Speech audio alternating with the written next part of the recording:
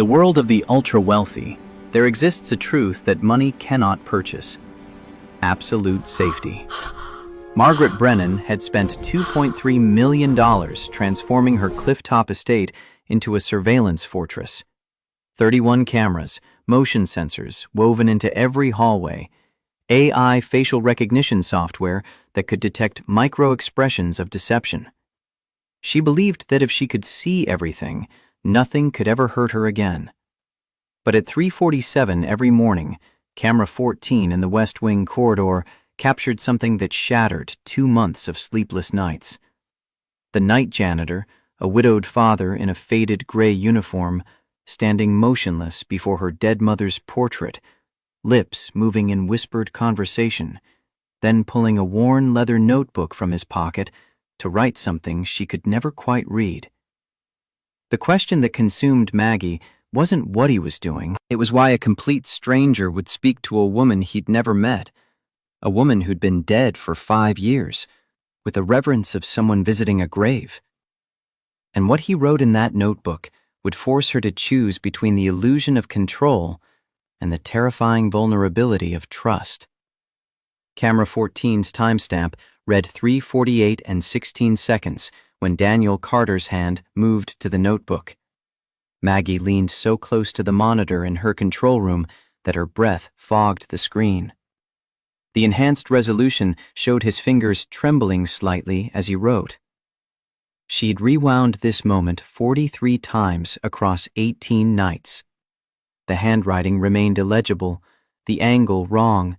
On the monitor, Dan closed the notebook, pressed it briefly against his chest, then checked his watch with the mechanical precision she'd observed in every shift since his hiring. 3:51 and counting. He turned from the portrait and walked back down the corridor toward the service stairs, his footsteps silent on the Persian runner that cost more than most people's cars. Maggie sat, surrounded by 6 50-inch monitors glowing softly in the pre-dawn darkness. Her coffee had gone cold hours ago. The timestamp in the corner read 4:14 a.m. In 2 hours and 46 minutes, Dan would clock out, drive away in his dented Honda Civic, and she would still understand nothing. The thing about surveillance, she'd learned, was that it promised clarity but delivered only questions. More cameras meant more footage to analyze, more angles to cross-reference, more timestamps to correlate. She documented every second of Dan Carter's existence within her walls, built spreadsheets tracking his movements down to the minute, analyzed his break time phone usage, his pause patterns, the books he lingered over in the library while dusting. None of it explained the portrait. 5 years earlier, in a hospital cafeteria in Boston, Margaret Brennan had been purchasing coffee when her mother's heart stopped beating on an operating table 3 floors above. Dorothy Brennan, 58 years old, scheduled for routine gallbladder surgery with a 97% success rate. The surgeon had assured them the procedure was textbook. The anesthesiologist had smiled with the confidence of someone who'd performed the same calculations 1,000 times. Somewhere between the operating room and recovery, that confidence had killed Dorothy Brennan. Not with malice, not with incompetence in the traditional sense, just a decimal point in the wrong place. 7.0 milligrams instead of 0.7. A mistake so small it could fit on the head of a pin, and so catastrophic it stopped a human heart. Maggie had been stirring cream into her coffee, reading emails on her phone, when the code blue announcement crackled through the hospital speakers. She'd looked up with the detached concern of someone who'd never imagined the emergency involved anyone she loved. Her mother's last words to her, spoken in the pre-op room with a reassuring smile, had been simple and completely wrong. "Don't worry so much, sweetheart. I'll see you in a few hours." The lawsuit had taken 14 months. The hospital called Dorothy's death an unfortunate complication. The surgeon claimed these things happened despite best practices. The administrator offered condolences, wrapped in a settlement agreement contingent on Maggie signing a non-disclosure clause that would bury the truth alongside her mother. She'd refused. Hired attorneys who specialized in medical malpractice, demanded records, testimony, surveillance footage from every camera in that hospital. What she discovered made the initial tragedy infinitely worse. The anesthesiologist had made the same decimal point error twice before. Both times the hospital had buried the mistake in paperwork. Both previous patients had survived, barely, and been paid to stay silent with settlements large enough to make questions disappear. Dorothy Brennan was the third victim, the fatal one. And the only reason Maggie uncovered any of it was because one nurse, a woman named Catherine Davis, had kept a personal log that wasn't part of the official record. Kate had testified despite knowing it would cost her career. She'd sat in that witness box and spoken truth that the hospital's legal team tried desperately to discredit. Her voice never wavered, even as her employment evaporated. Afterward, in the courthouse hallway, she'd looked at Maggie with exhausted defiance and said something that became the cornerstone of everything that followed. I became a nurse to save lives, not to stay silent while the system kills people. The jury awarded Maggie $8.5 million. She used it to establish the Brennan Foundation for Patient Advocacy, funding programs that supported medical transparency and protected whistleblowers. Kate Davis had been the foundation's first recipient, receiving assistance relocating to California, reinstating her nursing license, and finding employment at a hospital that valued integrity over institutional protection. Maggie had given dozens of interviews about systemic failure and accountability. She'd become, briefly, a voice for reform. Then she'd stopped sleeping, because winning the lawsuit didn't resurrect Dorothy. Accountability didn't fill the silence in her childhood home, and every time she closed her eyes, she saw the same image. Her mother's face in the pre-op room, smiling with complete trust that the people holding her life in their hands would perform their duties with competence. The realization that followed was brutally simple. If there had been better cameras in that operating room, better logging systems, better oversight, Dorothy Brennan would still be alive. Truth couldn't protect you before the fact, but visibility could. Attention could. Surveillance could. So Maggie built a fortress. Not metaphorically, literally. The Monterey estate sat on 3 acres of California coastline, where fog rolled in like a living entity and the Pacific crashed against rocks 200 feet below. 12 bedrooms, 8 bathrooms, a kitchen designed for caterers who never came, floor-to-ceiling windows framing the ocean like paintings in a gallery no one visited. The architectural magazines had called it a masterpiece. The locals called it the Glass Fortress. Maggie called it the only place she could breathe without feeling ambushed by a world that had proven itself catastrophically unreliable. She'd inherited Shield Tech systems from her father, who'd founded the company building data security architecture for hospitals and government agencies. She'd expanded it into a billion-dollar enterprise by the time she turned 41. Not because she was a genius, though the business press liked that narrative, but because she understood one fundamental truth that most people spent their lives avoiding. The world was not safe, had never been safe, and the only reliable defense was information. The estate's security system reflected that philosophy with obsessive thoroughness.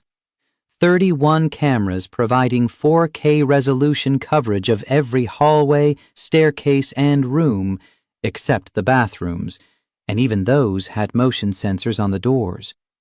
Microphones embedded in smoke detectors, air vents, picture frames, pressure plates under rugs tracking footsteps. Windows equipped with glass break sensors. Doors logging every entry and exit with timestamps accurate to the millisecond. The entire system fed into the control hub in Maggie's study, where 6 monitors displayed rotating grids of live feeds she could access from her phone, tablet, or laptop anywhere in the world 24 hours a day. She told herself it was about security, protection, preparedness, but the truth, which she admitted only in the quietest hours of night, was that watching made her feel less helpless. If she could see everything, then nothing could blindside her. If she monitored every corner of her world, maybe she could stop the next decimal point error before it killed someone she loved. The problem was, there was no one left to love. Her father had died when she was 12. Dorothy was gone. No siblings, no spouse, no children. Her friendships had atrophied under the weight of work and grief, until they existed only as names in a contacts list she never scrolled through. The people she interacted with now were employees, contractors, attorneys. Ellen Park, the estate manager, had worked for Maggie for 4 years and still called her Miss Brennan, with the careful distance of someone who understood that intimacy was not part of her job description. The housekeeping staff came twice weekly and made eye contact only when absolutely necessary. Maggie preferred it that way. Distance was safer than connection. Contracts were clearer than relationships. Then the staffing agency sent Daniel Carter. It happened in late September, when the coastal winds started carrying the promise of winter, and the estate needed someone to handle overnight maintenance and cleaning. Maggie's previous night worker had quit after 11 weeks, citing the isolation as unbearable. Most people lasted less than that. The job required working alone from 11 p.m. until 7 a.m., 5 nights weekly, maintaining a 12,000-square-foot property where the only other person was a billionaire who rarely spoke and never smiled. The agency sent 3 candidates. Maggie rejected the first 2 after reviewing their interview footage.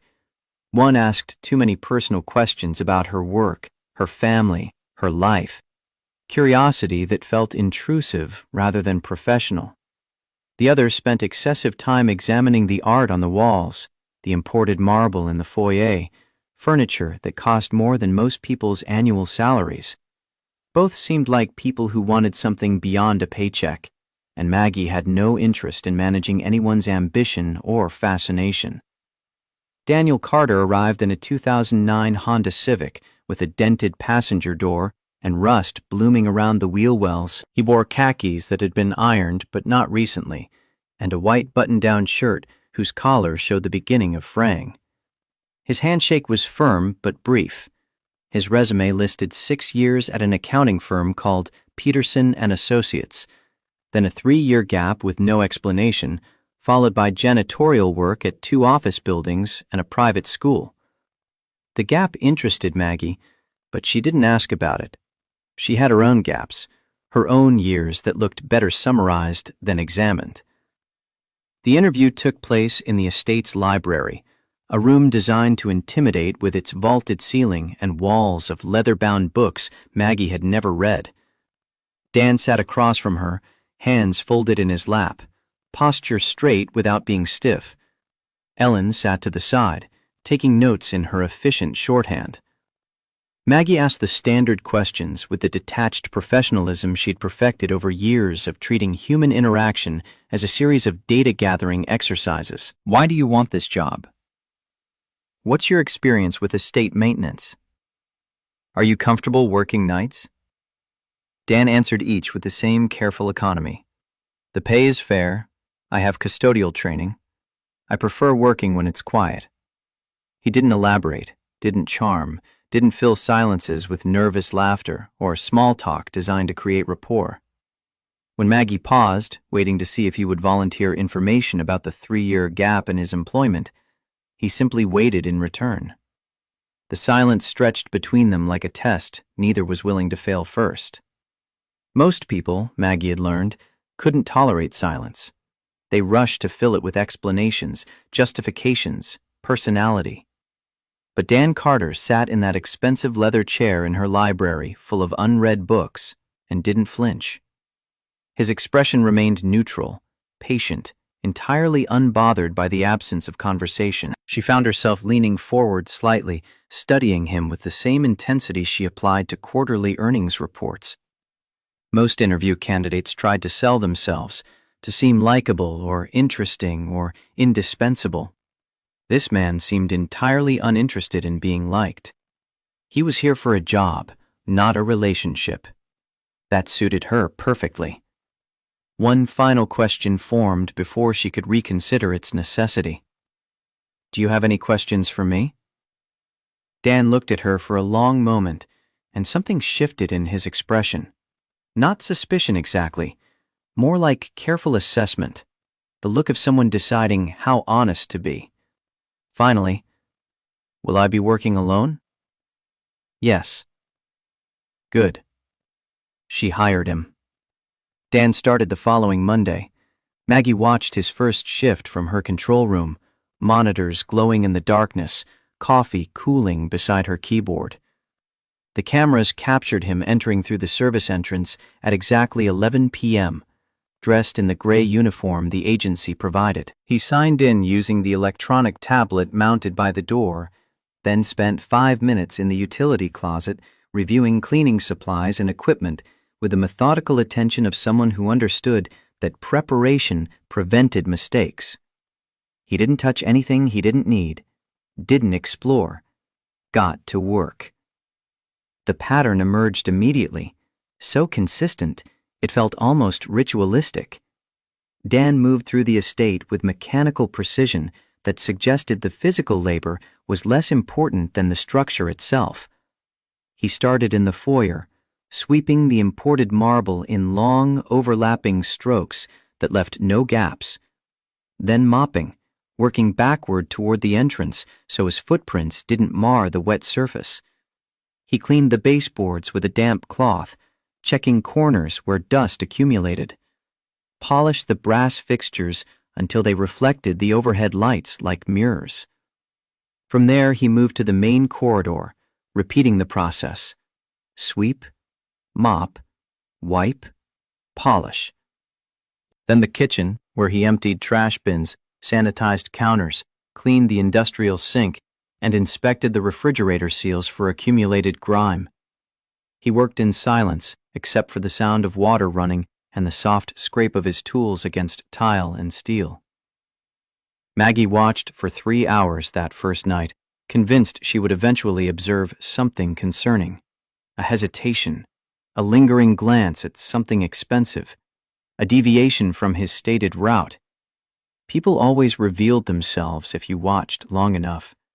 They got comfortable, made mistakes, let their masks slip. But Dan didn't. He worked with the focus of someone for whom the task itself mattered, not the paycheck or the prestige of the location. When he finished the kitchen, he moved to the library, dusting shelves from top to bottom, realigning books that had shifted, vacuuming under furniture with the same careful attention he'd given every other space. At 2:30 a.m., he took his first break, sitting in the staff room with a turkey sandwich he'd brought from home and a thermos of coffee. He ate in silence, staring at nothing in particular, then cleaned up after himself with the same precision he applied to his work and returned to his duties. By 7 a.m., when his shift ended, the estate gleamed. Every surface was spotless, every corner attended to. Dan logged out, drove away in his dented Honda, and left behind no trace of himself except the scent of lemon cleaner and the faint squeak of freshly polished floors. Maggie went to bed at 8 and woke at noon, feeling unsettled in ways she couldn't articulate. Dan had done exactly what she'd hired him to do. He'd been efficient, thorough, invisible. Perfect. And yet she found herself pulling up the footage again, watching his hands as he worked, the way he checked his watch periodically, not frantically, but with the regularity of someone keeping time for a reason beyond simple punctuality. The way he paused sometimes in doorways, head tilted slightly, as if listening for something the microphones couldn't capture. The way his expression never changed, not even when he was alone and thought no one was watching. Because of course someone was watching. Maggie was always watching. The second night followed the same pattern, and the third, and the fourth. Dan arrived at 11, worked with mechanical precision, took his break at 2:30, finished at 7. He never deviated, never relaxed, never treated the estate like a workplace so much as a vow he was keeping to someone. By the end of the first week, Maggie had compiled what she told herself was an employment profile, but recognized in her more honest moments as something closer to obsession. Daniel Carter, 43 years old, widower, single father to a 10-year-old daughter named Lily. The 3-year gap in his resume corresponded with his wife's illness and death, which explained the career shift from accounting to janitorial work. He likely needed overnight hours to be home during the day when his daughter was at school. The job wasn't a career, it was a necessity, a way to keep food on the table and a roof overhead while managing the logistics of single parenthood. That knowledge should have made him more understandable, more predictable. Instead, it deepened the mystery. Because a man working out of desperation would cut corners, rush tasks, show signs of the exhaustion that came from shouldering too much alone. Dan showed none of that. He moved through the estate like someone who understood that how you did anything was how you did everything. That integrity wasn't something you performed for cameras, but something you maintained in the dark when no one was looking. Except someone was looking. And the contradiction between his careful control and the obvious weight he carried made Maggie watch him with increasing intensity, searching for the crack in the facade, the moment when the real Daniel Carter would emerge from behind the professional mask. That moment came on night 11. Dan followed his usual route through the estate, each movement so familiar to Maggie now that she could predict his location within 30-second intervals. Foyer at 11:15, main corridor at midnight, kitchen at 1:30, library at 2, break at 2:30, upstairs corridors at 3:15. But at 3:17 a.m., he deviated. Instead of heading to the upstairs bedrooms as his route dictated, Dan turned left into the west wing, a quieter section of the house that Maggie rarely used. The wing held guest rooms that never hosted guests, a sitting area with furniture still wrapped in protective covers, and at the far end, down a hallway lit by sconces that created more shadow than illumination, a single portrait. The portrait was of Dorothy Brennan. It had been painted 6 months before she died, commissioned as a birthday gift from Maggie's father decades earlier, before his own death had left Dorothy to raise their daughter alone. The artist had captured Dorothy sitting in a garden chair, sunlight filtering through trees behind her, wearing a blue dress and a slight smile that suggested she'd just been told something amusing. He'd captured her perfectly. The warmth in her eyes, the gentle strength in her posture, the quality she'd possessed of making people feel genuinely seen, as if their concerns mattered more than her own comfort. Maggie had kept the portrait after Dorothy's death, but couldn't bear to look at it daily, couldn't walk past it every morning on the way to breakfast, couldn't live with the constant reminder of everything she'd lost to a decimal point in the wrong place. So she'd hung it in the west wing, in a hallway no one visited, where the portrait could exist without demanding attention. A memory preserved in oil and canvas, gathering dust in dignified isolation. Except now, Daniel Carter stood in front of it. Maggie's hand moved to her mouse without conscious thought, zooming camera 14 to maximum magnification. The monitor filled with Dan's profile, his face partially shadowed by the uneven lighting. He wasn't moving, wasn't cleaning, just standing 4 feet from the portrait, hands loose at his sides, staring at Dorothy's painted face. 2 minutes passed, then 3.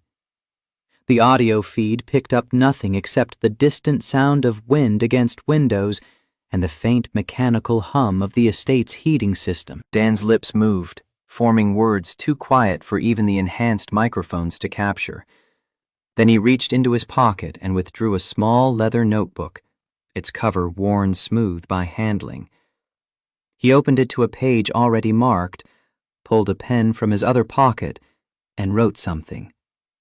Maggie adjusted the camera angle, enhanced the resolution, tried every technical trick her expensive system allowed. The handwriting remained illegible. The angle was wrong, the lighting insufficient. Dan finished writing, closed the notebook, and pressed it briefly against his chest, a gesture so intimate it felt like watching something she had no right to see. Then he checked his watch, turned, and walked away, his footsteps disappearing down the hallway as if the last 4 minutes hadn't happened. Maggie sat frozen in her chair, pulse hammering in her temples. She rewound the footage, watched it again, enhanced the audio until static threatened to overwhelm the actual recording. All she caught were fragments, syllables without context, a soft sound that might have been a name, a pause that might have been grief. Nothing clear, nothing definitive, nothing that explained why a man she'd hired 2 weeks ago would stand in front of her dead mother's portrait at 3 a.m, whispering to a woman he'd never met, writing in a notebook with the reverence of someone recording prayers. The rational part of her brain offered explanations. Maybe he recognized the quality of the painting. Maybe the composition interested him. Maybe he was simply resting and the portrait happened to be there. None of those explanations felt right. None of them accounted for the deliberation in his movements, the intimacy of that pressed notebook, the careful timing. She pulled up his background check for the 7th time that week. No connection between Dan and Dorothy. Different states. No mutual employers. No geographic overlap. Dorothy had died in Boston. Dan had lived his entire documented life in California. Their orbits had never intersected. Unless they had, and the background check had missed it. Unless there was something in those 3 gap years that mattered more than employment history. Unless the entire foundation of what Maggie thought she knew about this man was built on information designed to obscure rather than reveal. The next night, Dan returned to the portrait. Same time, same duration, same silent ritual. And the night after that, and the night after that. It became part of his routine, as fixed as mopping the foyer or polishing brass fixtures. 11 p.m. start work, 2:30 break, 3:17 the portrait, 7 a.m. departure. Maggie stopped sleeping properly. She'd stay awake until 3:17 each night, watching the feeds, waiting for Dan to reach that quiet wing. She told herself she was being vigilant, responsible, ensuring her employee wasn't behaving inappropriately. But the truth clawed at her in the dark hours between midnight and dawn. She wasn't watching because she distrusted him. She was watching because she needed to understand. What did he see in her mother's face? Why did he come back night after night? What was he whispering? What did he write? The questions consumed her in ways that felt dangerously close to obsession, and Maggie knew obsession. She'd built her entire life around it. But this was different. This wasn't about safety or control or preventing another decimal point error. This was about connection to something she couldn't name, a mystery that existed in the space between what cameras could show and what truth actually meant. And Daniel Carter, with his careful silence and steady hands and nightly vigils, had somehow become the key to a door Maggie hadn't known she was standing behind. By week 3, she documented every detail of his routine with forensic precision. She knew he arrived exactly 7 minutes early every night and used those 7 minutes to sit in his car in the parking area, staring at the ocean. She knew he brought the same lunch every shift, turkey sandwich on wheat bread, an apple, a bottle of water. She knew he checked his phone exactly twice during his break, always at 2:32 and 2:46, and whatever he read made his expression soften in ways it never did while working. She knew that on Tuesdays, he moved slightly slower, favoring his right leg as if something hurt. She knew that when he cleaned the library, he spent an extra minute straightening books on the shelf near the window, the astronomy and physics section, running his fingers along the spines with the careful attention of someone reading Braille. She knew he never, not once, touched anything that wasn't part of his job description, and she knew that every night at 3:17 a.m., he walked to Dorothy's portrait and stood there for exactly 4 minutes, whispering words she couldn't hear, writing in a notebook she couldn't read. The not knowing was consuming her alive. It started small, a distraction during video conferences where she'd nod at appropriate moments and sign off on decisions without fully processing what her executives were saying. The second the call ended, she'd pull up the previous night's footage and watch it again. Not the whole shift, just those 4 minutes. Dan's face in profile, lips moving, shoulders curved slightly forward like a man in prayer. She enhanced the audio, filtering out background noise, boosting the frequency range where human speech existed. All she got was static and the ghost of breathing. She tried lip reading, freezing frames and zooming until pixels blurred. The angle was wrong, his whispers too soft, the words forming and dissolving before she could decode them. She upgraded the cameras. The new system cost $87,000 and required 3 days to install, while Dan was off for a long weekend. Maggie supervised personally, directing the technicians to position cameras for optimal facial capture, to install directional microphones that could isolate sound within a 6-foot radius, to ensure every shadow was eliminated by strategically placed infrared lights that wouldn't disturb the aesthetic of the space, but would render every detail visible to sensors designed for exactly this purpose. When Dan returned, Maggie watched the first night with her heart beating too fast, waiting for 3:17 like a gambler waiting for cards to turn. The new cameras were flawless. She could see the texture of his uniform, the grain of the floorboards, individual brushstrokes in her mother's painted face. The microphones picked up everything: his footsteps on hardwood, the rustle of fabric when he shifted his weight, even his breathing, slow and measured. But when he spoke, his voice remained maddeningly quiet. She caught fragments, a soft sound that might have been a name, a pause that might have been grief. Nothing clear, nothing definitive, nothing that explained why this man came back every night to commune with a dead woman's portrait. The frustration was irrational, and she knew it. Dan wasn't doing anything wrong. He wasn't stealing. He wasn't snooping. He was standing in a hallway for 4 minutes, looking at art. That was all. She had no reason to care, no justification for the hours she was spending trying to decode behavior that might mean nothing. And yet, she couldn't stop. The mystery had hooks in her now, pulling her away from work, from sleep, from anything resembling normal function. She'd become what Ellen had diplomatically called a high-intensity period, those times when Maggie disappeared into obsession and forgot that human bodies needed food and sunlight and rest. But this was different. This wasn't about a product launch or security breach or lawsuit. This was something Ellen couldn't categorize, which made it worse somehow, made it visible in ways Maggie's usual obsessions weren't. It was a Thursday afternoon when Ellen knocked on the control room door, carrying a tray with lunch Maggie hadn't requested.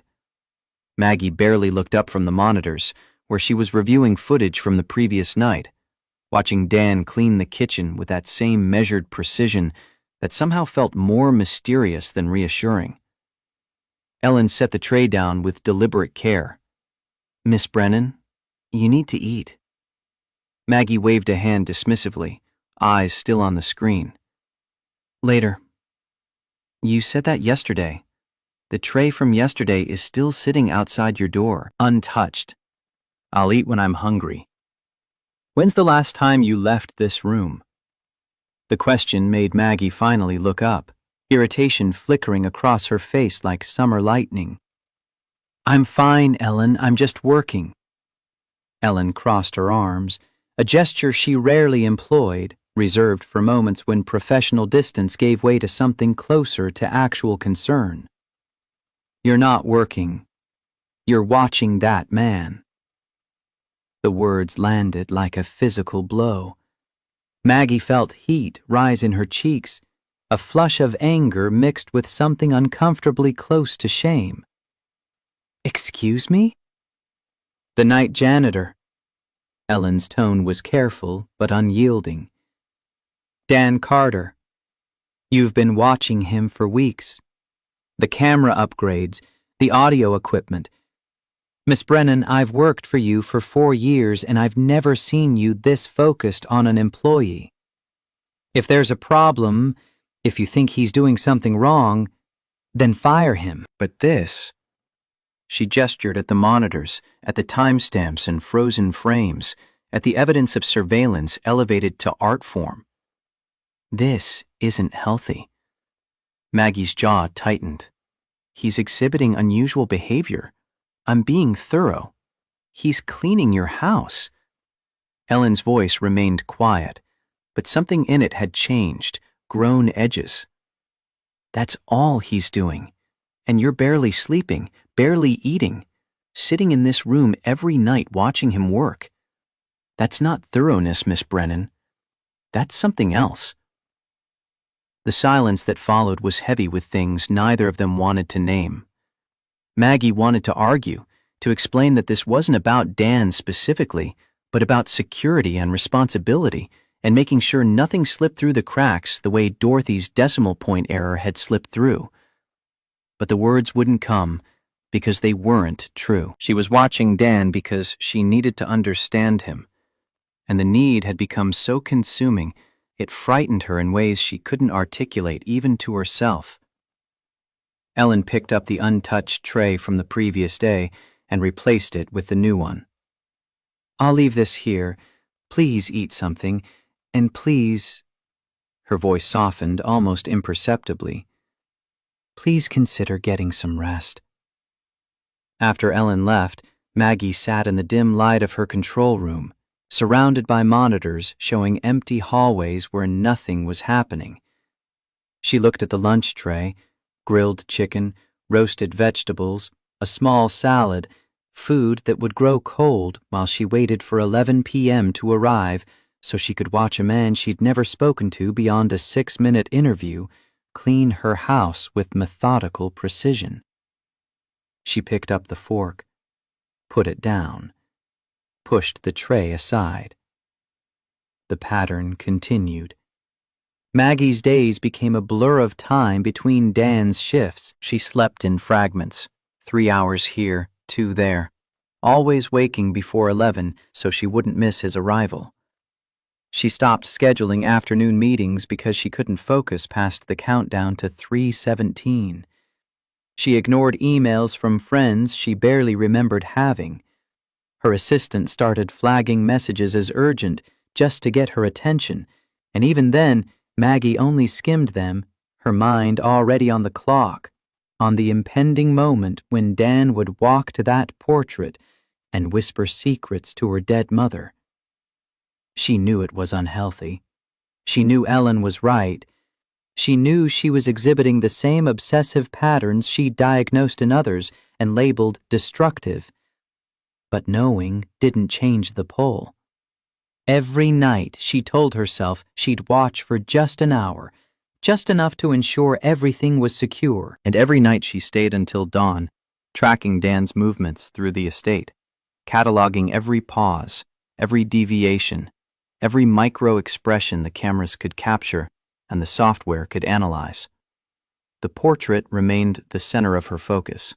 She studied it during the day when Dan wasn't there, trying to see what he saw.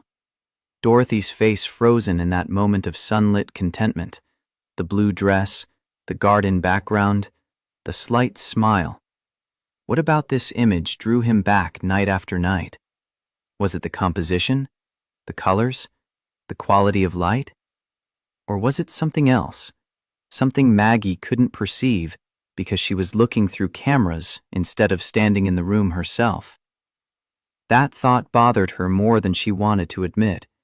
The cameras were supposed to be better than being present, more objective, more comprehensive.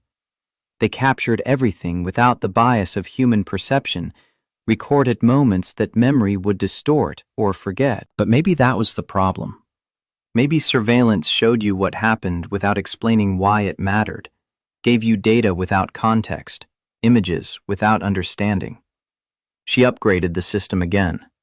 This time, she added motion-sensitive triggers that would alert her phone the instant Dan entered the West Wing. She installed cameras with facial recognition software that could analyze micro-expressions and assign emotional values: stress, sadness, contemplation, peace. She positioned a laser microphone that could detect vibrations in window glass and convert them back into sound, a technique used by intelligence agencies that cost her 6 figures and required a specialist from Virginia to calibrate. The night the new system went live, Maggie sat in her control room with every monitor active, waiting. When Dan arrived at 3:17 and stood before the portrait, the software went to work. Facial analysis flagged elevated sadness markers, moderate nostalgia indicators, low stress response. The laser microphone picked up his whispers with crystal clarity for the first time in 42 nights. Maggie held her breath, leaning so close to the speakers her ear nearly touched them. Dan's voice, barely audible even with the enhancement, threaded through the room like smoke. "I hope you're proud of her. She doesn't know what you gave us, but I do." The words hit Maggie like a physical force. Her hands started shaking. She rewound the audio, played it again, listened to every syllable, every pause, every breath between the words. "I hope you're proud of her. She doesn't know what you gave us, but I do." Her. Us. Gave. Maggie's mind spun through possibilities, none making sense. Dan was talking to the portrait as if Dorothy were a person who could hear him, and he was talking about something Dorothy had given, something Maggie didn't know about, something involving us, Dan and who else? His daughter? His late wife? Someone Maggie had never heard of?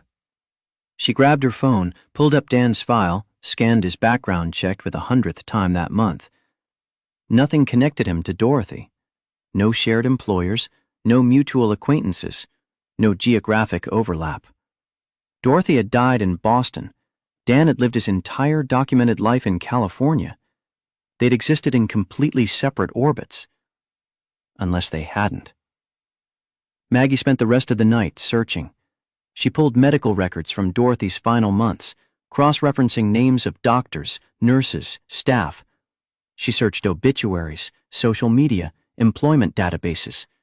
She looked for Catherine Davis, the nurse who'd testified in the lawsuit, the one who'd kept the personal log. Kate had moved to California after losing her job at Boston Memorial. Could there be a connection there? The sun rose, and Maggie was still searching, eyes burning, head pounding, fingers flying across keyboards while monitors glowed in the morning light. Ellen knocked at 8 with breakfast. Maggie didn't answer. The food sat outside her door until it grew cold and was quietly removed. By week 5, the cracks in Maggie's carefully constructed life were showing in ways she could no longer hide. She missed a board meeting for the first time in 6 years, forgot it was even scheduled until her CFO called asking if she was all right. She forgot her father's death anniversary, a date she'd honored religiously since his passing when she was 12. She snapped at her assistant over a minor scheduling conflict and immediately felt ashamed, but couldn't muster the energy to apologize. Her reflection in the bathroom mirror looked hollowed out, eyes shadowed, skin pale, hair unwashed for days. She told herself it would end once she had answers, once she understood what Dan was doing, why he came to the portrait, what connection he had to Dorothy. Then she could let it go. Then she could sleep. Then she could return to the controlled, monitored life she'd built, where everything made sense because she could see it all from behind protective glass. But the answers didn't come. What came instead was the slow, creeping realization that the surveillance system she'd built to create safety had become a prison. She couldn't leave her control room because she might miss something. She couldn't sleep because Dan worked at night. She couldn't focus on anything else because every thought spiraled back to those 4 minutes in front of the portrait, to the whispered words, to the mystery that had consumed her so completely she barely recognized herself anymore. The cameras showed her everything except how to stop watching. It was Ellen who finally forced the issue. She came to the control room on a Sunday afternoon, not with food this time, but with a printed resignation letter. She placed it on Maggie's desk with careful gentleness that somehow made it worse. Maggie stared at it, not quite processing what she was seeing. "What is this?" "My notice. I'm giving you 30 days. "Why?" Ellen's expression was sad but resolute, the look of someone who'd wrestled with a decision and come out the other side with certainty. "Because I can't watch you destroy yourself. I've tried to help. I've tried to talk to you. But you're not listening. You're not sleeping. You're not eating. You're disappearing into those screens, and I can't pull you out. So I'm leaving, because staying means I'm enabling this. And I care about you too much to do that." The words should have made Maggie angry, should have triggered the defensive mechanisms she'd perfected over years of keeping people at arm's length.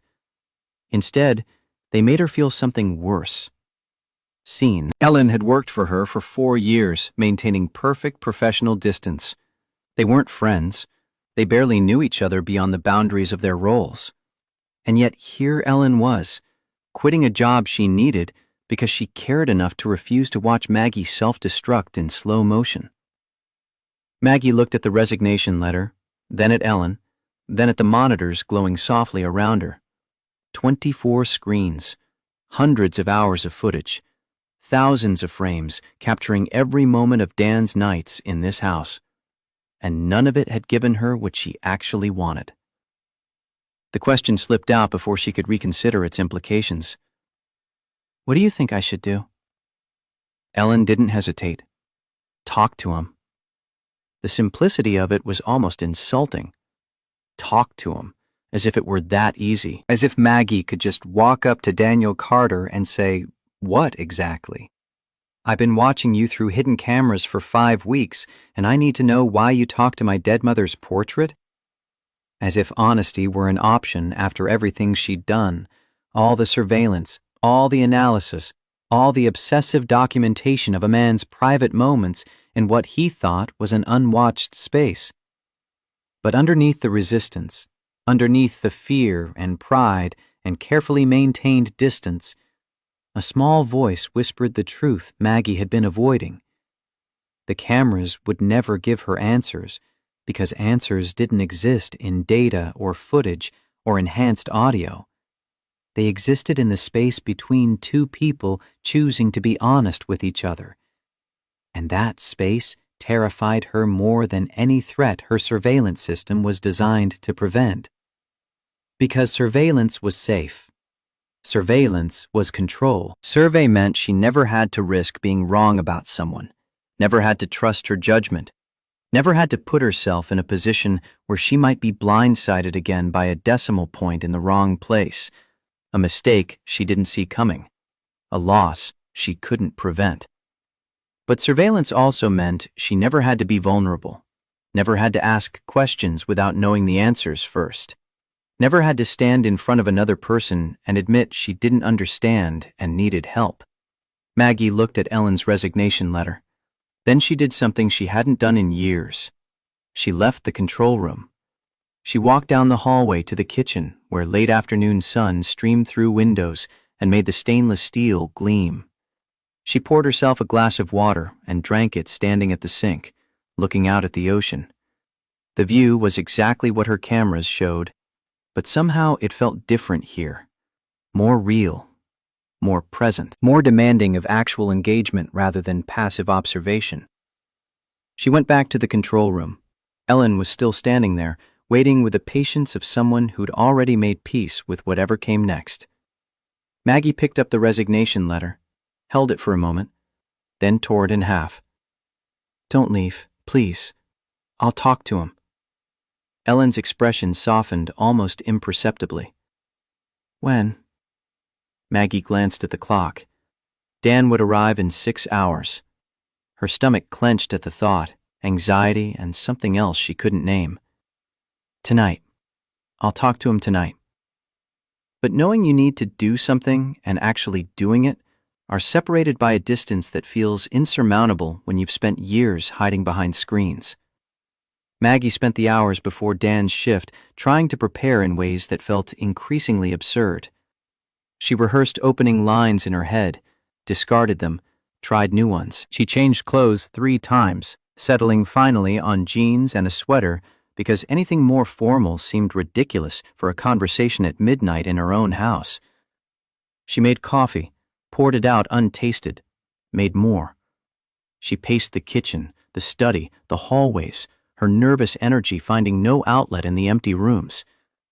At 10:30, she positioned herself in the foyer and realized with sharp self-awareness that she'd placed herself directly in view of Camera 7. The irony wasn't lost on her. Even now, preparing to step out from behind her screens, she was performing for them, still seeing herself through their lens, still aware of their presence like a second skin she couldn't shed. She forced herself to move to the kitchen instead, somewhere the cameras existed, but felt less oppressive. She sat at the island counter, hands wrapped around a mug of coffee that had gone lukewarm, and waited. 11 p.m. arrived with the sound of the service entrance opening. The electronic tablet chimed as Dan signed in, his footsteps measured and familiar, heading toward the utility closet. Maggie's heart was beating too fast, adrenaline flooding her system like she was preparing for something dangerous instead of a simple conversation. This was ridiculous. She owned this house. She employed this man. She had every right to walk through her own property and speak to her own staff. And yet her hands were shaking slightly as she listened to him begin his routine in the foyer. The soft scrape of the broom against marble. The methodical sounds she'd heard through speakers for weeks now, hearing them directly without electronic mediation. She stayed in the kitchen. Rushing into it would seem strange, would reveal too much about how much thought she'd given this moment. Better to be casual, to encounter him naturally, as if by chance, even though chance had nothing to do with anything that happened in this house anymore. At 12:45, she heard him approaching, the cleaning cart's wheels squeaking faintly. She straightened, tried to arrange her expression into something neutral, something that didn't betray the 5 weeks of surveillance, or the sleepless nights, or the obsessive analysis. The door swung open, and Dan entered, pushing his cart, his focus on the checklist in his hand. He looked up and stopped. For a moment, they both stood frozen, caught in the awkwardness of unexpected proximity. Surprise registered on his face, followed by a quick glance at the clock on the wall as if verifying the time, as if mentally recalculating his routine to accommodate her presence. His voice when he spoke was quiet, professionally neutral. "Miss Brennan, I didn't realize you'd be up. I can come back later, if you'd prefer." The words came out too quickly, revealing the rehearsal behind them. "No, it's fine. I couldn't sleep. I was just having coffee." The lie sounded false even to her own ears, but Dan simply nodded, accepting it at face value or choosing not to challenge it. He moved to the far counter, giving her space, and began unloading supplies from his cart with the efficiency of practiced routine. He worked in silence, and Maggie realized with sudden panic that he wasn't going to initiate conversation. Of course he wasn't. She was his employer. He was here to work. The burden of starting this interaction, whatever it was, fell entirely on her. She tried the opening she'd rehearsed. "How's the work going?" Dan glanced at her briefly, then back to his task. "Fine, thank you." "The hours, are they manageable?" "Yes, ma'am." The responses were polite but minimal, giving her nothing to build on, no conversational foothold. She tried a different angle, desperation making her clumsy. "You've been here almost 6 weeks now. Everything satisfactory with the position?" He paused in his cleaning, considering the question with the care he seemed to apply to everything. "It's a good job. Quiet. The estate is well maintained, which makes the work easier." "Good, that's good." Another silence fell, this one heavier than the first. Dan returned to cleaning the stainless steel counters, his movements methodical, his attention seemingly absorbed by the task. But Maggie had watched him long enough to recognize the subtle tension in his shoulders, the slight quickening of his pace. He was uncomfortable. Not afraid, but aware. Aware that this conversation wasn't following normal patterns, that her presence here at this hour was unusual, that something was happening beneath the surface of these banal exchanges. She studied his hands as he worked, the same hands she'd watched through cameras for weeks, now seeing them directly without mediation. They were calloused, she noticed, scarred in places. Working hands. Honest hands. Hands that moved with absolute certainty of purpose, no motion wasted, no hesitation. The kind of hands you could trust to hold valuable things carefully. The question slipped out before she could reconsider. "Do you ever get curious? In a house like this?" Dan stopped polishing and looked at her directly for the first time since entering. The kitchen lights were bright and unforgiving, and she could see details the cameras had missed despite their expensive resolution. The lines around his eyes that spoke of more than just age.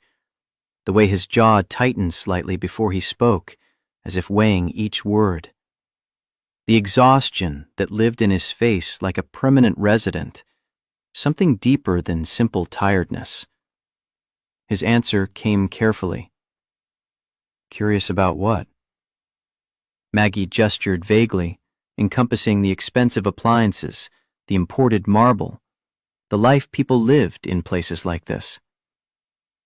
The art, the furniture, the lives people live in places like this. His expression didn't change, but something shifted in the air between them, a boundary being identified, if not quite crossed.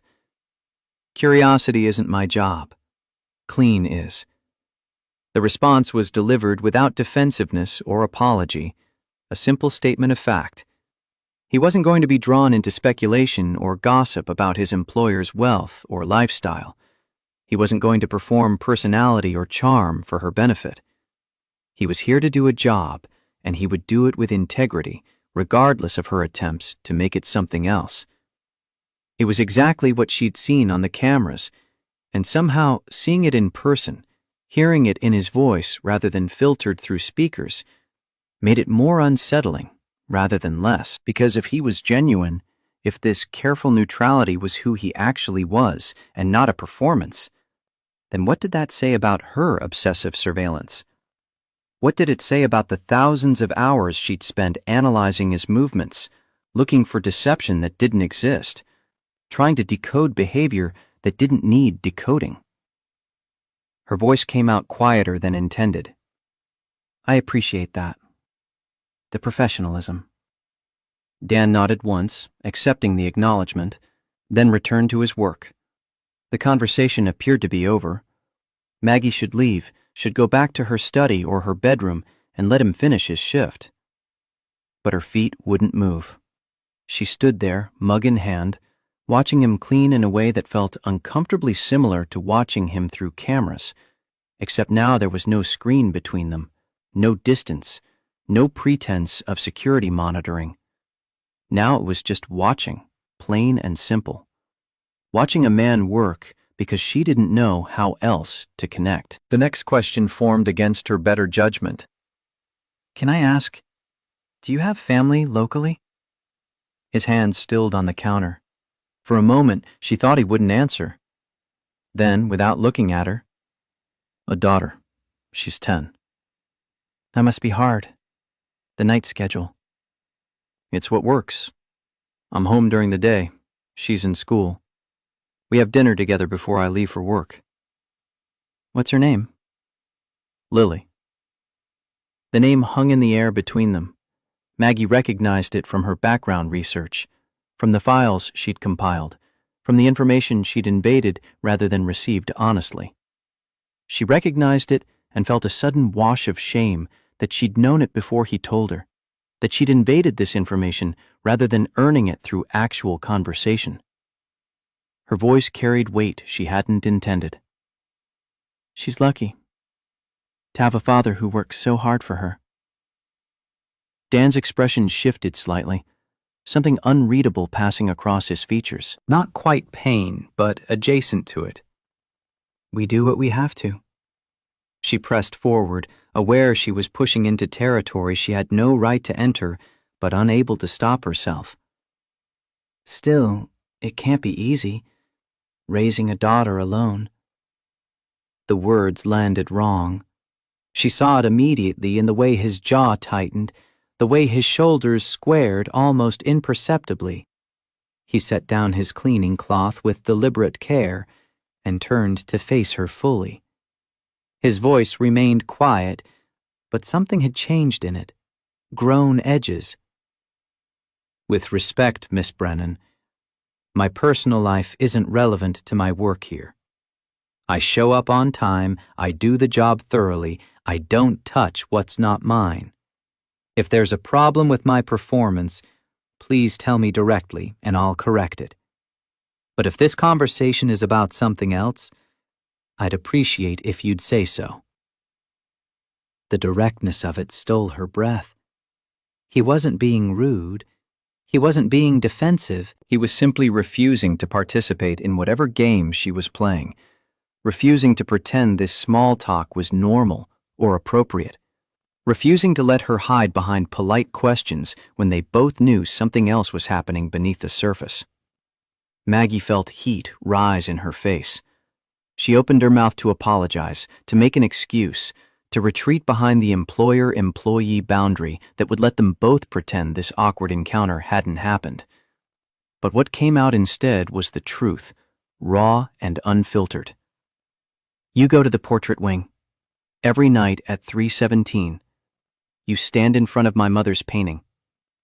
I need to know why." The silence that followed was absolute. Dan's expression went completely still. Not shocked, but something deeper, more complex, like a man who'd been carrying a secret so long he'd forgotten the weight of it until someone named it aloud. He looked at her for a long moment, and Maggie realized he was making a decision, weighing options, calculating something she couldn't see.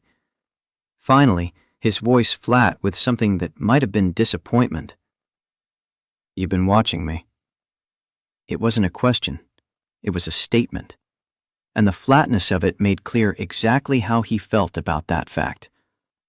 Maggie wanted to defend herself, to explain about the security system, about her need for information, about the trauma that drove her surveillance. But standing here in the harsh kitchen light, facing a man she'd spent weeks spying on, all her justifications felt hollow.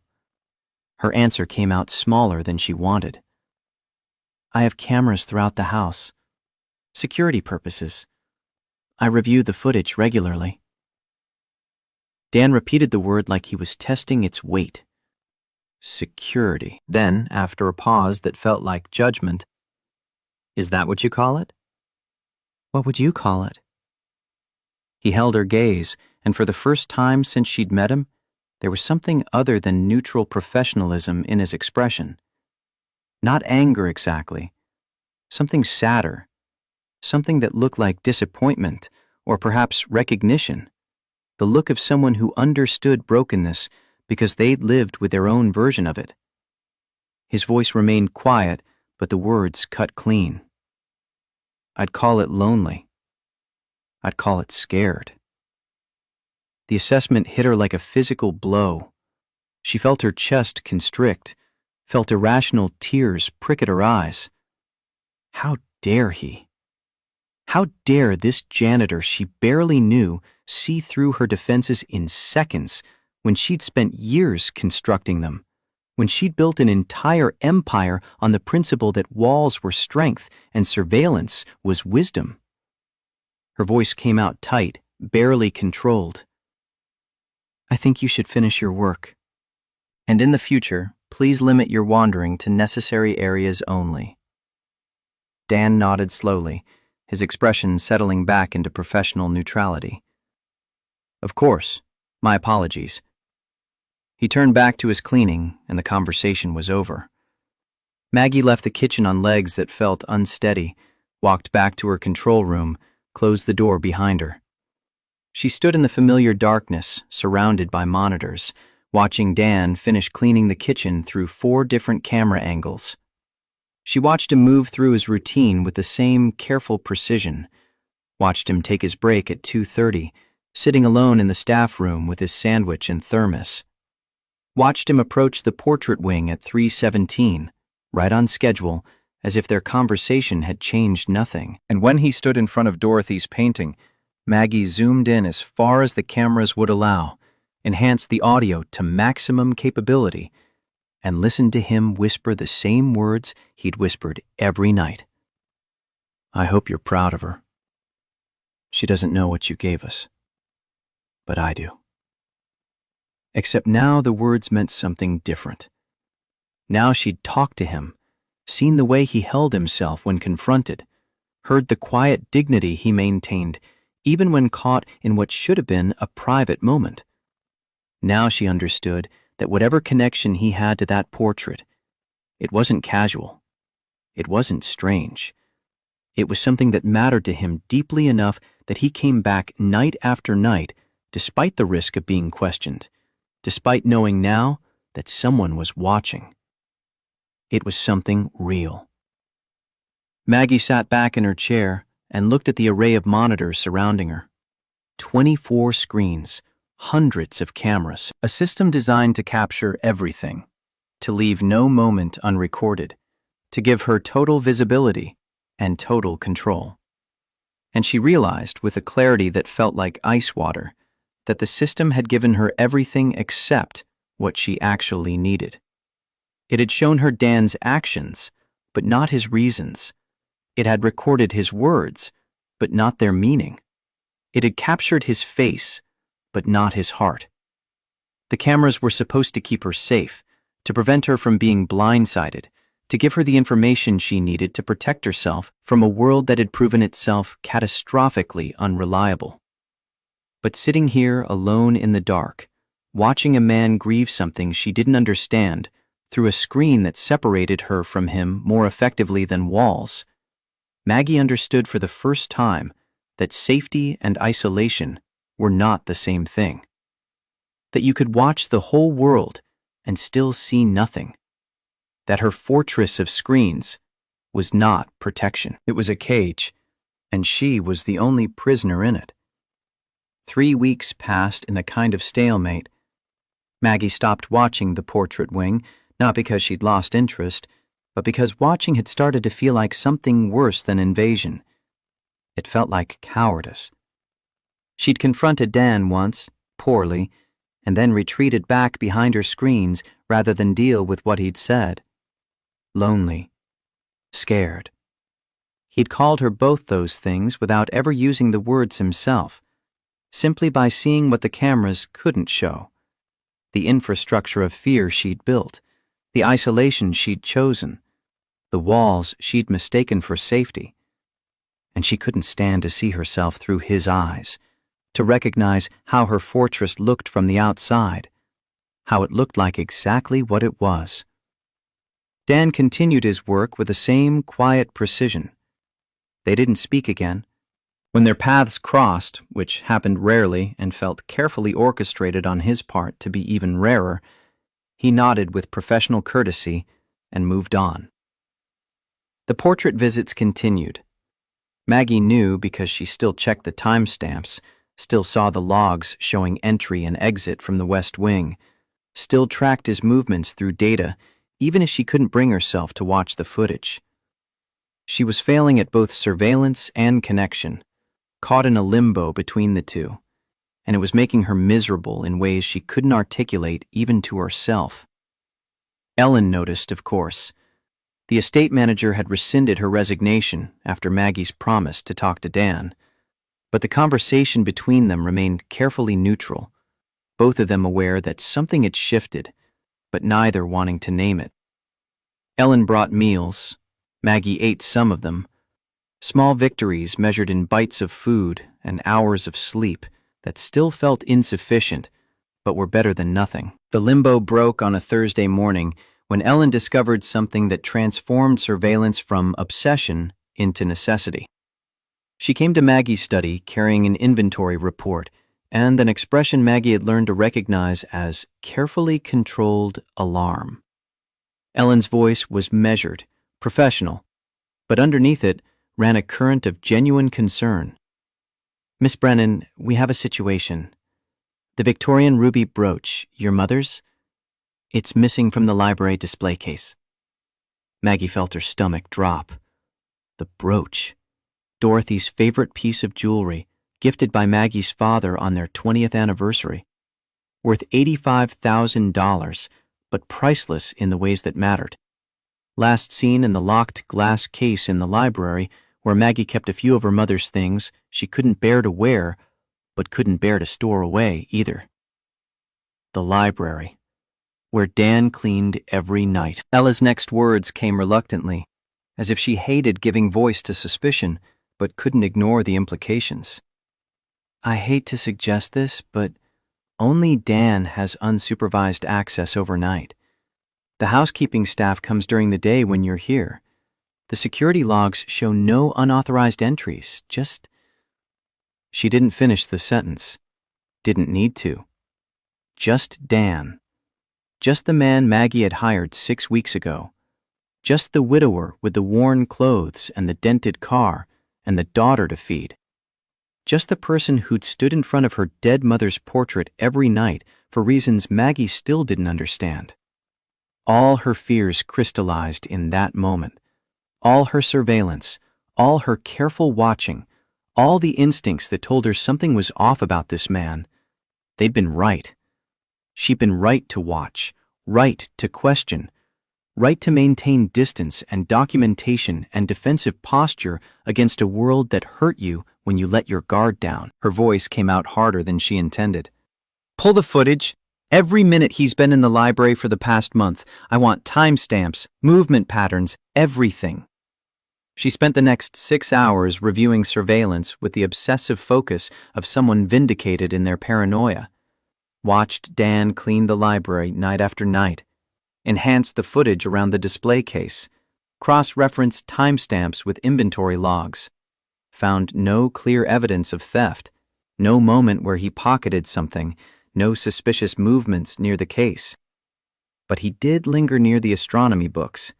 Did pause in that section longer than others. And the case sat 10 feet from those shelves, close enough that someone could check to see if it was locked, could assess the mechanism, could plan. Her phone rang mid-analysis.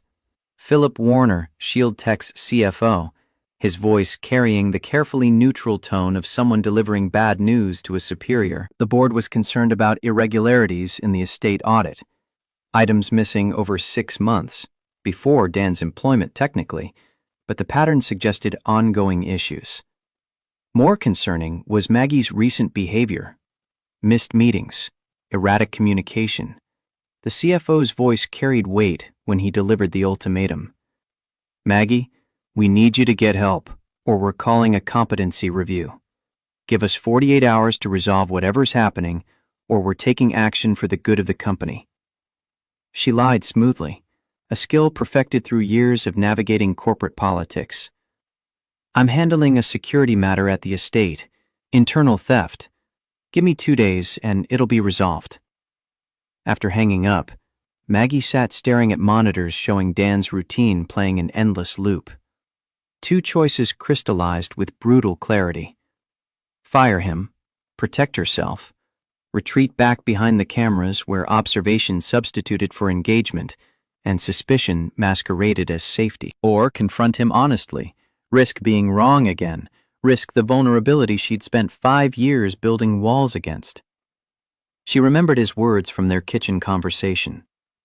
Lonely. Scared. The assessment had cut because it was accurate. She'd built a surveillance empire to avoid ever being hurt by truth she couldn't see coming, and it had worked perfectly. She was never surprised anymore, never blindsided, never vulnerable to the decimal point errors that killed the people you loved. She was also never honest, never connected, never willing to risk the discomfort of not knowing, of asking questions without guaranteed answers, of trusting that sometimes you had to step out from behind protective glass to actually live. The decision settled in her chest like a stone, heavy and unavoidable. She would wait for Dan at the portrait. Not behind cameras this time. Face to face. 3:47 a.m. She would ask him directly, without surveillance as mediation, and she would deal with whatever truth came back, even if it confirmed every fear that had driven her to build this fortress in the first place. At 3:30 a.m., Maggie stood in the West Wing hallway with no phone in her hand, no monitors showing her Dan's approach, no technological buffer between herself and the vulnerability of simply waiting. She turned off the security feeds before leaving her control room, a deliberate act that felt like stepping off a cliff. This was trust, not surveillance. This was choosing presence over observation, engagement over safety.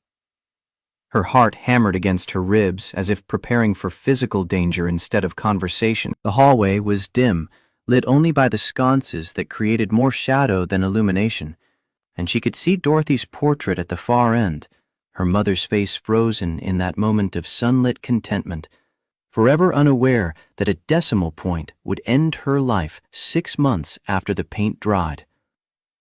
At 3:46, Maggie heard footsteps approaching, measured, familiar. The sound she'd listened to through speakers for weeks now, hearing it directly, unmediated, real. Dan rounded the corner and stopped when he saw her. No shock registered on his face, just a kind of weary recognition, as if he'd been expecting this confrontation for longer than either of them wanted to admit. They stood in the half-light, looking at each other, without cameras to zoom or enhance or analyze. Just 2 people, just breath and distance and the weight of questions that had consumed her for 42 nights. Her voice came out steadier than she felt. Why her? Why every night? Why my mother? Dan took a breath that seemed to require effort, as if releasing something he'd held so long that letting go caused pain. He looked at Dorothy's portrait, and his expression shifted, not breaking, but settling into something like acceptance, the way grief sits in a body after years of carrying it. His voice was quiet but steady, the voice of someone who'd told this story to himself so many times the words had worn smooth. 7 years ago, my wife got sick. Lung cancer. Stage 3 by the time they found it. Maggie felt her chest tighten, but didn't interrupt, didn't move. Dan continued, eyes still on the portrait. Sarah had never smoked, never worked with chemicals, never did anything that should have caused it. But cancer doesn't always need a reason. The doctors gave her 2 years with treatment. We did everything. Chemotherapy, radiation, clinical trials. She fought harder than anyone I've ever known. And I tried to be strong for her, for Lily, who was only 3 years old then. But the truth is, I was terrified every single day.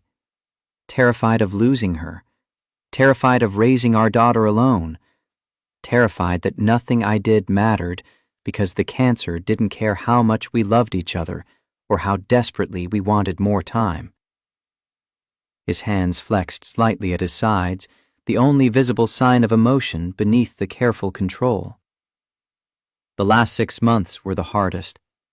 Sarah was in and out of the hospital constantly. The pain got worse. The treatments stopped working. We knew how it was going to end. We just didn't know when. And the waiting was its own kind of torture, watching someone you love fade a little more each day, watching them try to smile for you even when they're terrified, watching them disappear before they're actually gone. He stopped, swallowed hard. Maggie felt tears prick her eyes, but didn't wipe them away. Dan's voice dropped almost to a whisper. There was a nurse. She worked nights in the oncology ward at St. Catherine's Medical in Oakland. Kate. She wasn't Sarah's assigned nurse, wasn't her primary caregiver, but she'd come by anyway during her breaks. She'd sit with Sarah when I had to go home to Lily. She'd hold Sarah's hand and talk about ordinary things, weather, recipes, a book she was reading. Nothing profound, nothing that should have mattered. His voice cracked slightly. But it mattered. It mattered because Sarah was drowning in fear and pain, and Kate made space for her to be human instead of just dying. Kate didn't treat her like a patient or a tragedy. She treated her like a person who happened to be in a terrible situation. And that kindness, in those last months, it was everything. Maggie's throat was tight. She recognized the shape of this story even before he finished it, recognized where it was going with a certainty that made her entire surveillance obsession feel both vindicated and utterly pointless. Dan finally looked away from the portrait to meet her eyes. Sarah died on a Tuesday morning in March. I was there. Lily was with my parents. Kate wasn't on shift, but she came in anyway when someone called her. She stayed with us, held Sarah's hand until the end. And after, when I couldn't move, couldn't think, couldn't process what had just happened, Kate sat with me. She didn't say much, just stayed, made sure I wasn't alone in the worst moment of my life. The silence that followed was heavy with understanding neither of them had to name. Dan looked back at Dorothy's portrait, and his voice steadied. I tried to find Kate afterward, to thank her, to tell her what she'd given us, but she'd left St. Catherine's. No forwarding information, no contact details. I asked everyone. Nobody knew where she'd gone or how to reach her. Eventually, I had to accept that I'd never be able to tell her how much she mattered. Maggie knew what came next, but let him tell it in his own words. Let him carry the story to its conclusion without interruption.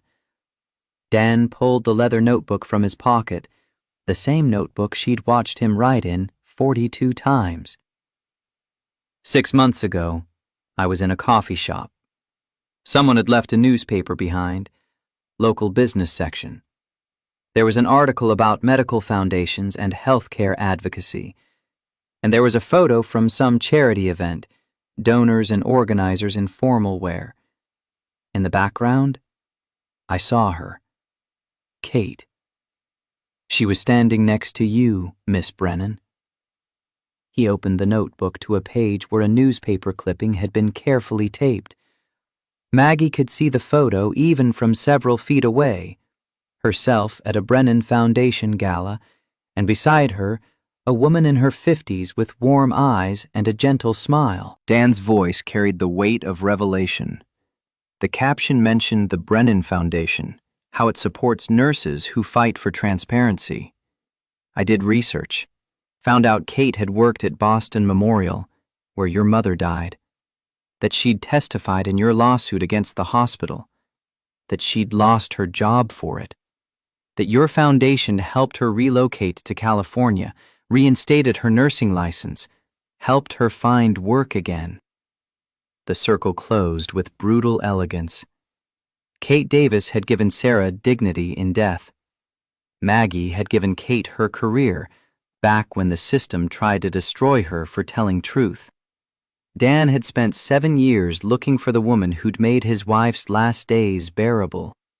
And that search had led him here, to this hallway, to this portrait of a woman he'd never met, but who'd saved the person who saved his family.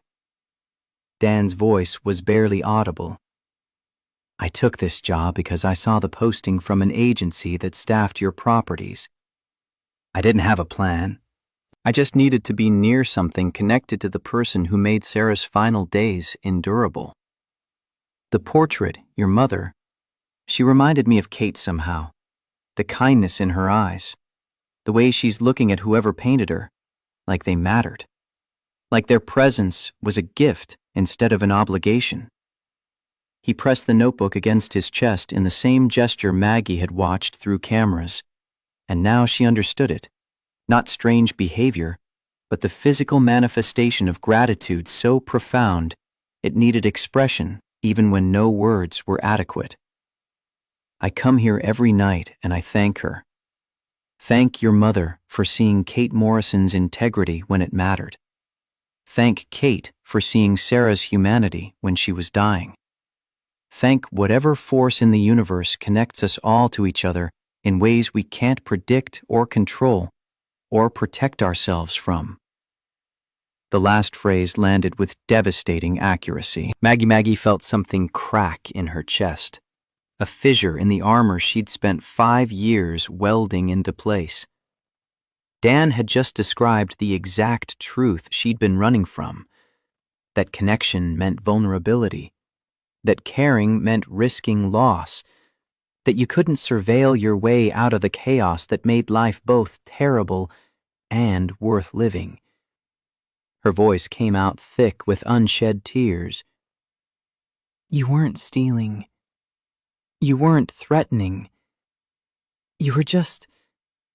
She paused, searching for words adequate to the moment. Grieving and grateful. Yes. And I've been watching you like you were dangerous, like I needed protection from you. Dan's expression softened into something that looked like understanding without judgment, the grace of someone who'd lived through his own version of defensive isolation. I know what that looks like. The need to control everything because you've already lost the thing you couldn't control. I know what it's like to be so scared of being blindsided again that you stop living and just start managing risk. Maggie's next question came out smaller than intended. How did you stop? The fear, the need to control. Dan shook his head slowly. I didn't. Not completely. But I learned that protecting Lily from every possible hurt meant I'd have to lock her away from life. And that wasn't protection, just a different kind of loss. So I chose to trust that the world has more Kate Morrisons than people who hurt us on purpose, that most of the pain we experience comes from accident and chaos, not malice. And you can't surveil your way out of chaos. You can only live through it. The philosophy hit Maggie with the force of truth she'd been avoiding for half a decade. Dorothy's death hadn't been malicious. It had been a decimal point in the wrong place, a mistake made by someone who'd made it twice before and gotten away with it because institutions protected themselves better than they protected patients. But the solution wasn't more cameras in operating rooms or more surveillance of daily life. The solution was people like Kate Morrison, choosing integrity over self-preservation, choosing to testify even when it cost them everything. And Maggie had rewarded that integrity by becoming exactly what she claimed to oppose, someone who watched instead of engaging, who protected herself instead of connecting, who built systems of control instead of communities of trust. The admission came before she could reconsider. There's something else. A brooch is missing. Victorian ruby, my mother's. The board thinks I'm unstable. They're threatening a competency review unless I resolve this in 48 hours. And part of me wondered if you... Dan's voice was calm, carrying no defensiveness. You wondered if I stole it. Maggie nodded, shame heating her face. That's fair. You don't know me. Grief doesn't make me honest. I've just had practice being broke. The response was so matter-of-fact, it somehow made the accusation less ugly. Dan looked at her with those tired eyes that had seen too much loss to waste energy on outrage. Let me help. I was an accountant for 6 years before Sarah got sick. Estate finances are just bigger spreadsheets. If someone's stealing, there's a pattern. Numbers don't lie the way people do. Maggie hesitated. This meant trusting him, meant giving him access to systems and records and information she'd guarded obsessively, meant choosing vulnerability over the safety of suspicion, collaboration over the control of isolation. She thought about his words. You can't surveil your way out of chaos. You can only live through it. Her answer came quietly. Okay, but I need to stop watching first. The cameras, they're in the way. Dan's expression shifted into something that might have been the beginning of respect. Then let's turn them off.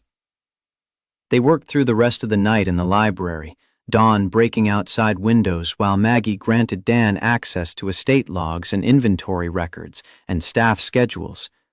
She watched him work with the focused precision she'd observed through surveillance, but now she could see the skill beneath the janitor's uniform, the way he built spreadsheets with the fluency of someone who understood that data told stories if you knew how to read them. By 6 a.m., Dan had found the pattern. He pointed to his screen where colored cells highlighted anomalies across 6 months. Here, 12 items missing. Different values, different locations. But if you overlay the staff schedule, he pulled up another document. Every theft corresponds to Tuesdays and Fridays. The housekeeping crew comes those days, but one person has been working solo recently while others were on vacation or sick leave. Maggie leaned closer, following his logic. Vincent Hayes, day janitor. He's been here 8 months, long enough to get comfortable, to understand the surveillance patterns. I think he assumed cameras were only reviewed after incidents, not routinely. Small items he could pawn without triggering immediate notice. Dan's accounting background showed in every cross-reference, every correlation he'd identified within hours, while Maggie had spent weeks obsessing over the wrong person for the wrong reasons. She felt the bitter irony of it. Her surveillance had captured everything except what mattered, while Dan's practical skills had solved the mystery she'd been too paranoid to see clearly. They confronted Vincent that afternoon, with Ellen present as witness. The day janitor was in his late 20s, nervous energy poorly concealed, as Dan presented the evidence with the dispassionate clarity of someone reading a balance sheet. Vincent crumbled quickly under the weight of spreadsheets that made denial impossible. The confession came in fragments. Gambling debts, $47,000 owed to people who didn't accept payment plans. Desperation that started with small items and escalated when no one seemed to notice. He thought Maggie was too wealthy to care, too distracted by whatever kept her locked in that control room to pay attention to trinkets worth less than her monthly security bill. Maggie called the police with no hesitation. The trail was betrayal, regardless of motivation. But when Vincent asked through tears if he'd go to prison for this, something in Maggie softened slightly. If you get counseling, I'll pay for it. Find help for the gambling. But this ends now. You face consequences and you get better. Or you face consequences alone. Choose. The brooch was recovered from a pawn shop in Oakland, sold for $12,000 against its $85,000 appraisal. Vincent had been desperate, not sophisticated. Desperate people made obvious mistakes if you looked with clear eyes instead of paranoid ones. That evening, Dan returned the brooch to Maggie in the library where they'd worked through the night. Sunset painted the ocean beyond the windows in shades of copper and amber. She held the jewelry carefully, feeling its weight, thinking about Dorothy wearing it on special occasions, about how much her mother had valued beauty that could be shared rather than locked away. Her voice carried genuine gratitude. "You saved me. The board, my reputation, my ability to think clearly about anything. You gave me that back." Dan's response was immediate. "You saved Kate. We're even." But they weren't even. They both knew it. Maggie had built a fortress to protect herself from a world that had killed her mother with casual incompetence. Dan had learned to live in that same dangerous world by choosing trust over fear, presence over control, human connection over isolated safety. He taught her more in one night of honest conversation than 5 years of surveillance had managed. She'd prepared for this moment, rehearsed the offer in her mind until she could deliver it clearly. "I want to create a position, Director of Household Well-Being, someone who ensures the staff are treated with dignity and care, someone who advocates for their needs, who builds programs that support them, who makes this place feel less like a fortress and more like a community where people matter." She paused, meeting his eyes directly. "I want you to consider taking it."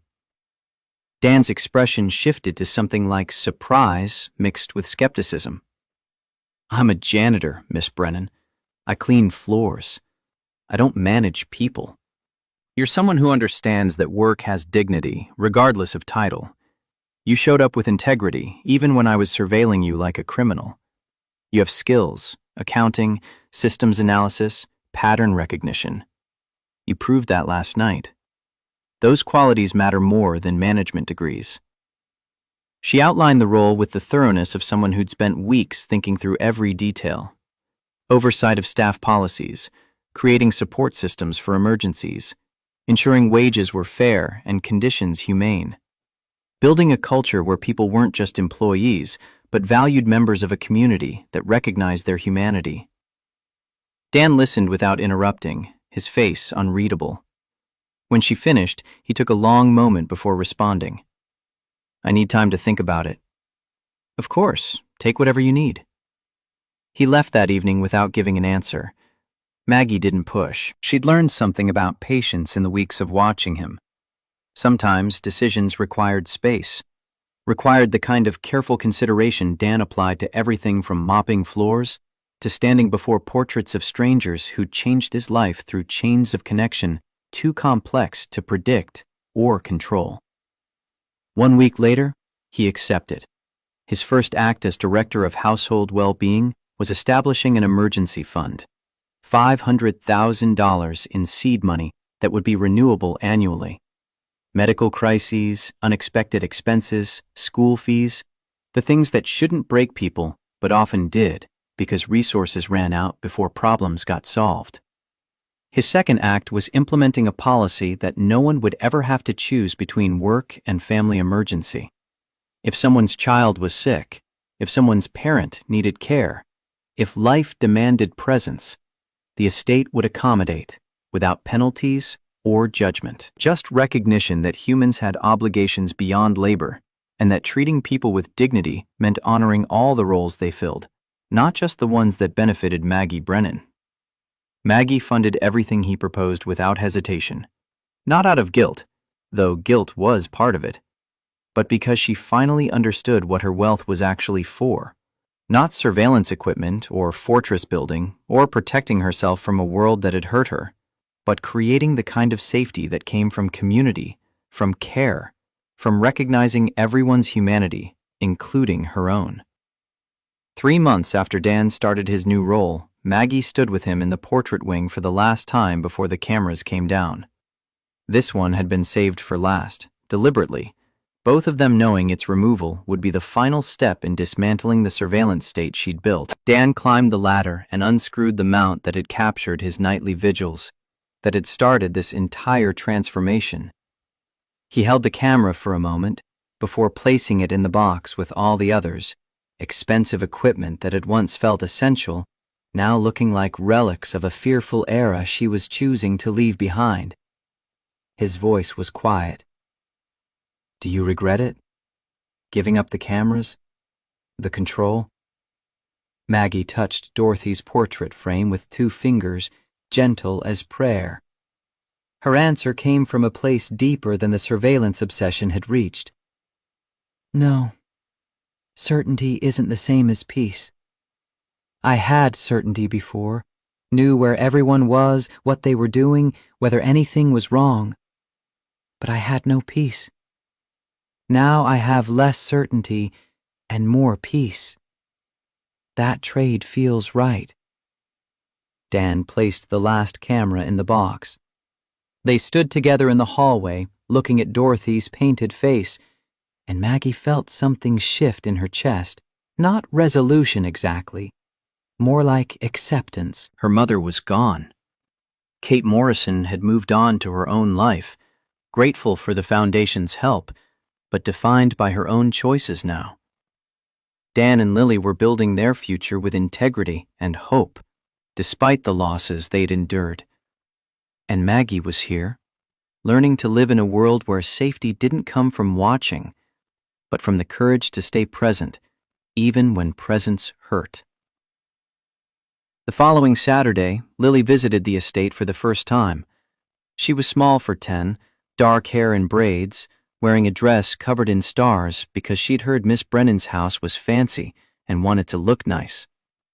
Dan had tried telling her casual was fine, but Lily had rules about first impressions that she took seriously. Maggie met them in the garden, a space she'd barely spent time in before, but had started visiting daily as part of relearning how to live in her own home. She'd dressed carefully too, wanting Lily comfortable, wanting this to go well for reasons she couldn't quite articulate. Lily's greeting was shy but determined. Hi, Miss Brennan. I'm Lily Carter. Your house is really pretty. Hi, Lily. Thank you. Would you like to see the garden? They walked through roses and lavender, Lily asking questions about plants and butterflies and why the ocean was so loud here. She had Dan's careful way of speaking, weighing words before releasing them, but underneath, it was a brightness that made Maggie's chest ache. This child had lost her mother at 3 years old, had faced bullying about her father's work, had watched Dan exhaust himself providing for them, and she still approached the world with curiosity and hope, still believed good things were possible despite evidence to the contrary.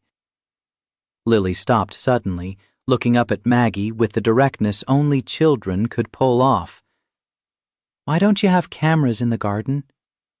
Maggie knelt to be at eye level, meeting that serious gaze. Because some things are too beautiful to see through a screen. They need to be experienced directly, with your whole self, not just your eyes.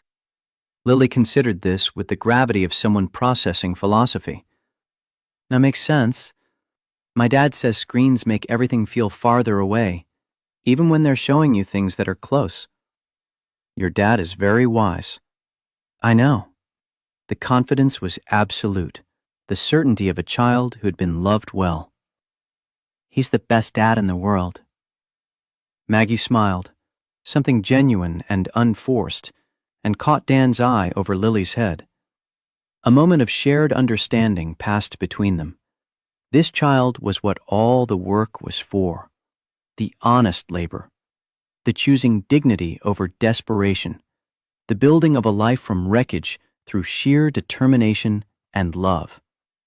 She was the reason Dan came every night to thank a portrait, to acknowledge that kindness had ripples, that connections mattered even when you couldn't see them, that the world was dangerous, but also full of people who chose to show up when it counted. They had dinner in the kitchen as the day faded. Nothing formal, just pasta and salad, and Lily's enthusiastic monologue about her school constellation project. Maggie found herself laughing. Actual laughter that felt rusty from disuse at Lily's story about attempting to build a telescope from cardboard tubes and getting stuck in the backyard with it over her head like a unicorn horn.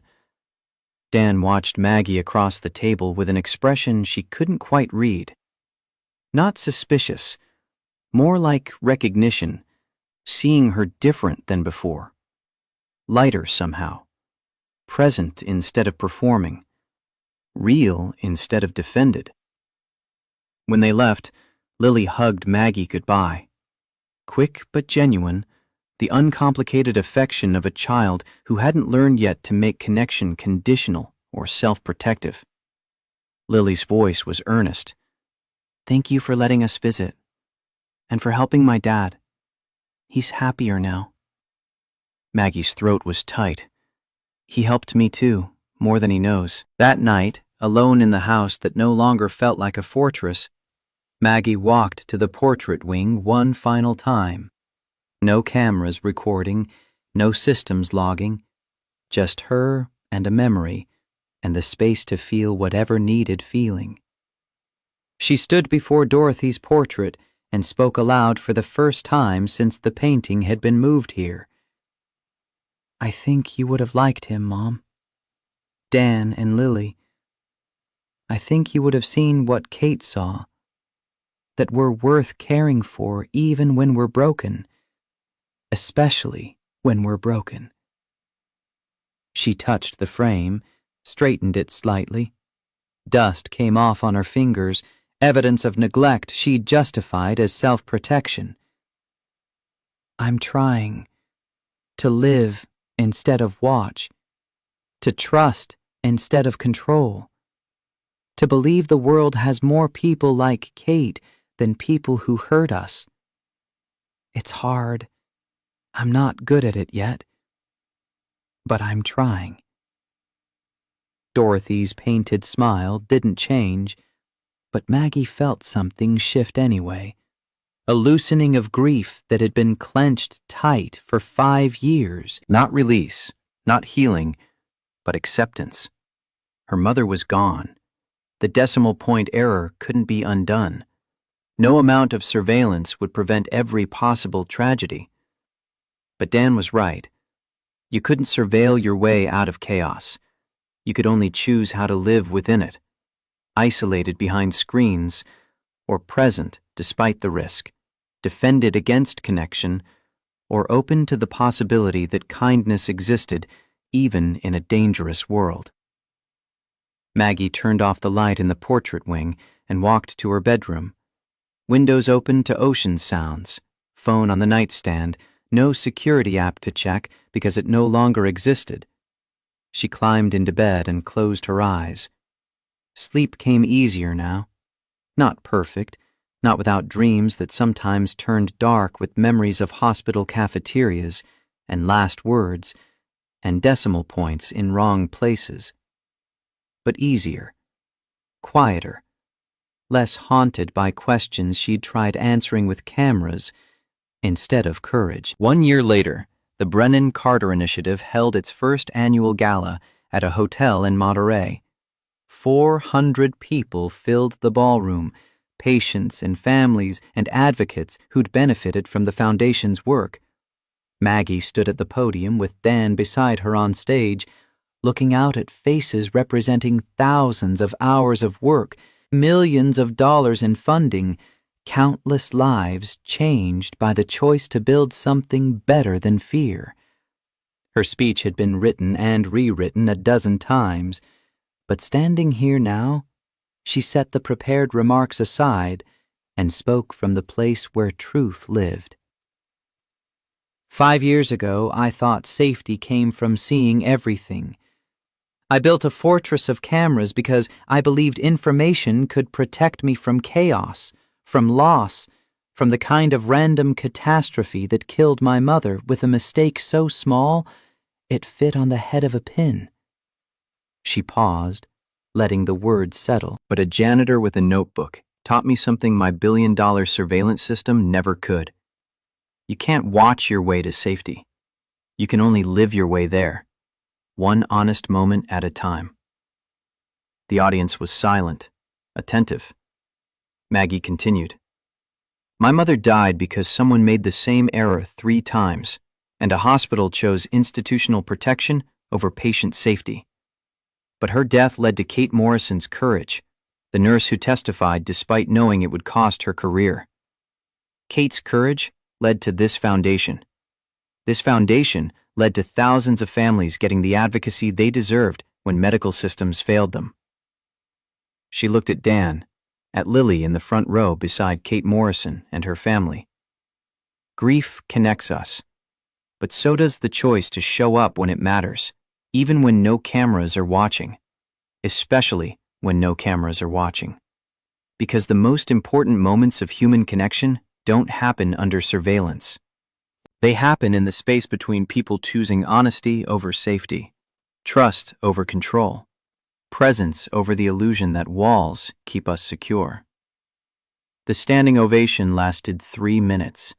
Maggie stood beside Dan, letting the applause wash over them, thinking about the night she'd confronted him in that dimly lit hallway, about the cameras she'd since removed, about the fortress she'd dismantled brick by brick in favor of something harder and more valuable, actual community built on mutual dignity instead of defensive isolation.